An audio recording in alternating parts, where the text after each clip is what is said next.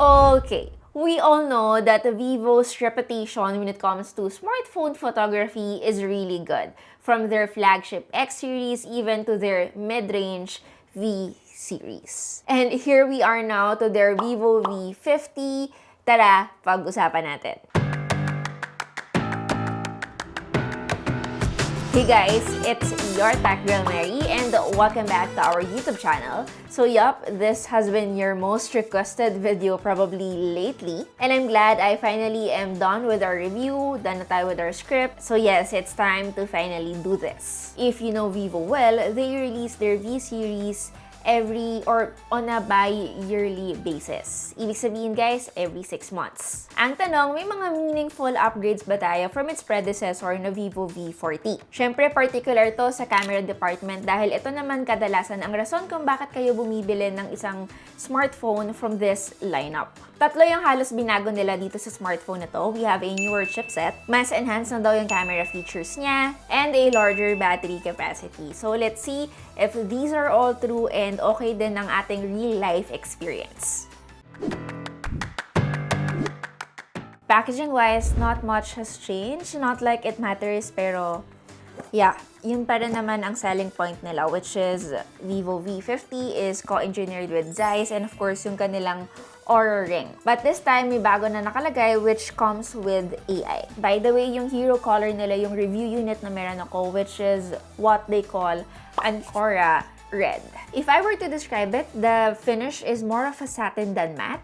At the same time, guys, yung design niya hindi talaga masyadong nalalayo from the predecessor na vivo V40. Same lang yung camera layout. Siguro yung pinagbago lang talaga yung choices when it comes to colors. Anyway, aside from the phone, you're also getting a clear jelly case. Andito pa rin yung paperwork natin. But we also got here a 90 watts Vivo flash charge. It's USB Type-A, by the way. And a USB-C charging cable. And this is how long it is. Yung typical. At syempre, hindi mawawala yung panundot natin. Yung design ng vivo V50, hindi siya yung itsura ng typical mid-range devices na meron tayo ngayon. Alam niyo naman na sobrang uso ng flat edge design, yung medyo may pagka-iPhone-like. With the vivo V50, medyo mas refreshing yung take nila on this phone. Rounded yung build niya and as expected, mas masarap siyang hawakan. Aside from this Ancora Red, it is also available in titanium gray and starry night. Sa pagkakaalam ko, yung Starry Night yung pinakamaganda, hindi lang ako masyadong sigurado kung itong kulay na to ay magiging available rin here in the Philippines. When it comes to thickness and weight, similar pa rin siya with its predecessor, which is 7.6mm and weighs at 199 grams. Although when it comes to weight, mas mabigat lang to ng konti ng 9 grams. Hindi naman masyadong ramdam yung difference. At the same time, they were able to manage na panipisin yung phone even though malaki yung battery size niya, which is something we don't see very often. They also managed to keep the IP rating, which is IP68 and IP69 with this device. Actually, medyo norm na yung ganitong feature with phones like this. Hindi lang siya specifically sa flagship phones na lang makikita. And one thing I like about these phones, not just the vivo V50, they were able to keep the design still stylish, even though medyo rugged siya na IP68 plus IP69 na IP rating. Again, if you will remember before, smartphones that has this type of feature has to look really rugged. Now, I know you are waiting for me to mention kung ano yung naging standout feature niya from its predecessor. Again guys, design, huwag kayo masyadong mag-expect. Ang nakikita ko lang na bago dito is that they upgraded yung kanyang Aura ring light, which is now larger in terms of diameter and I think more effective in terms of illumination. More on this later for our camera review. In terms of its display features, I really find the screen, guys, to be impressive, especially in terms of brightness. Again, when we do a lot of B-rolls outdoors, dito na rin namin nakikita kung impressive ba yung kanyang display and if okay ba yung peak brightness niya. Wala kaming naging issue when it comes to visibility outdoors and yung colors niya it stayed true naman with different lighting conditions. At the same time, the brand also integrated, guys, a touch sampling rate of 480Hz, which is to us very responsive naman. Nagsusupport din yung display nitong vivo V50 ng HDR10 content. But one thing specifically I appreciate about this device is probably the haptic feedback. Pinaka-importanteng bagay na tinitignan ko sa display ng isang device is yung responsiveness and how satisfying it is to type. May mga phones kasi, especially yung mga hindi naman flagship devices, hindi nila masyadong priority to. But one of the most subtle way of making your devices more premium is making the haptic feedback really good. Katulad na lang kung paano ginagawa ng Google, even ng Nothing, yung kanilang haptic feedback, even on their mid-range devices. Now let's talk camera performance. Again, guys, lagi ko itong sinasabi sa mga Vivo videos ko na earn na talaga ng Vivo yung reputation nila when it comes to smartphone photography. And not just with their flagship X series, but even with their V series, and this is over the years. Meron silang dual rear camera setup with, again, Zeiss optics. Meron tayong 50 megapixels with OIS na primary sensor and a 50 megapixels ultra-wide sensor na merong 119-degree field of view. And as for the front camera, we have a 50 megapixels as well. It is the same hardware specs that can be found from the V40.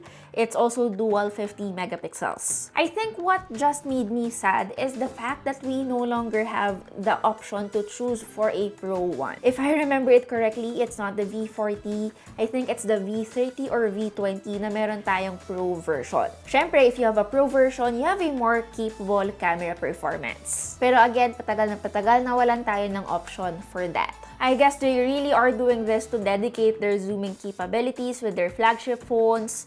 That is, again, reserved more on for street photography and better portrait shots. So, if walang nagbago hardware-wise, what made this phone stand out? Well, according to the brand, the standout feature of this phone is yung kanyang bagong film camera mode. This can be accessed if isa-swipe up nyo ito from the camera application. They added a fun, creative touch that will make the overall camera experience more flexible and, again, fun. If you remember from the X series, if you were to swipe up, hindi po film camera yung mag-open but the option to shoot ng street photography. Street mode to be exact. With this new film camera mode, it lets you change your photographic paper depending on how you like your photo to turn out. Even different photographic effect like vivid, cold film, collection, and sunshine. And by the way, this film mode, guys, hindi lang siya pwedeng gamitin sa kanyang rear camera but as well as on the front camera. At the same time, it's flexible because it allows you to change different focal lengths between 23mm, 35mm, and even up to 50mm. Although, take note, output-wise, medyo film-like din syempre yung effect niya. Hindi lang siya basta magkakaroon ng border. There will be more noise on your photos and it will look a little grainy, which is what the point of capturing film-like pictures.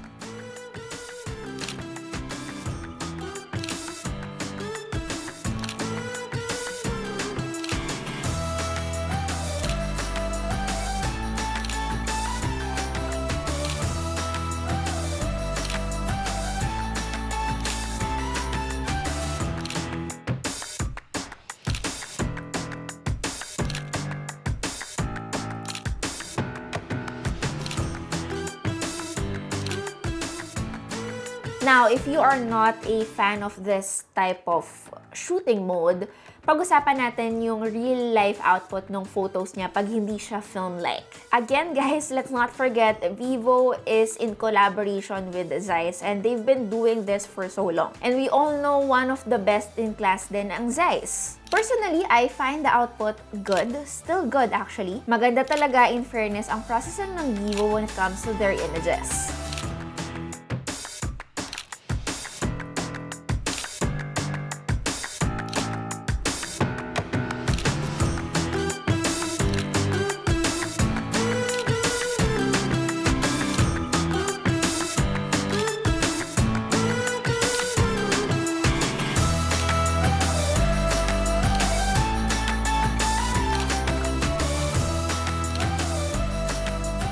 Now, when it comes to its low light performance naman, it also did improve. And I think in terms of my usage, nakatulong din naman kasi talaga yung mas pinalaki nilang aura light.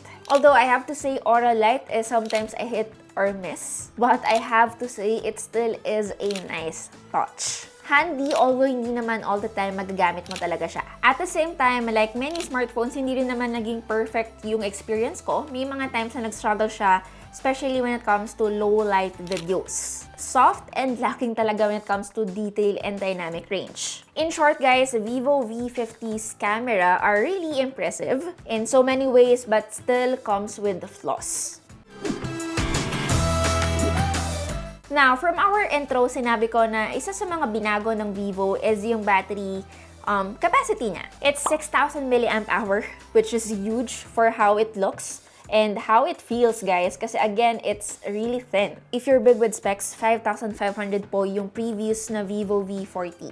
So, 500 halos yung nadagdag. Although, of course, charging-wise, it remained, which is 90 watts.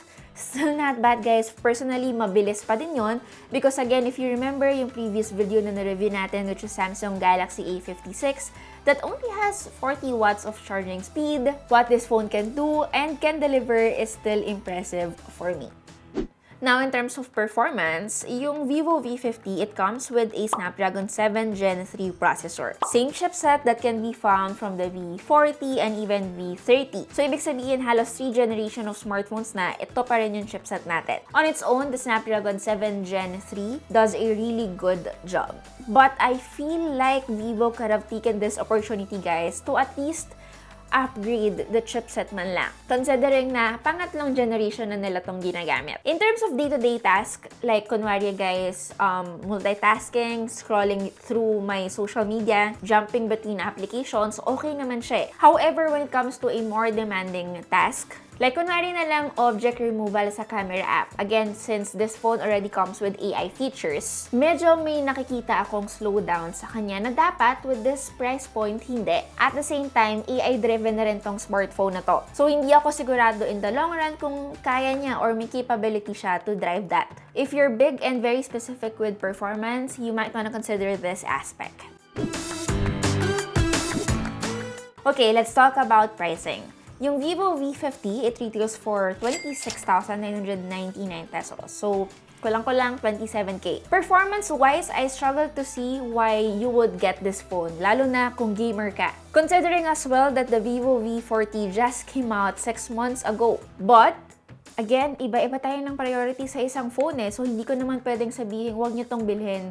Period. I think yung strategy talaga ng brand for the V-series is not really for users na bumibili ng one generation to the next from time to time. Para to sa mga taong naka V29 pa din, na kung maaalala nyo parang 2 years ago pa lumabas. May mga standout features din siya tulad again ng camera performance and even the battery life. So yes, content consumption-wise and photography, it's a good phone. Anyway, that's basically it. Again, I really hope it's worth all the wait. It's your Tech Girl Mary and see you in our next video. Bye!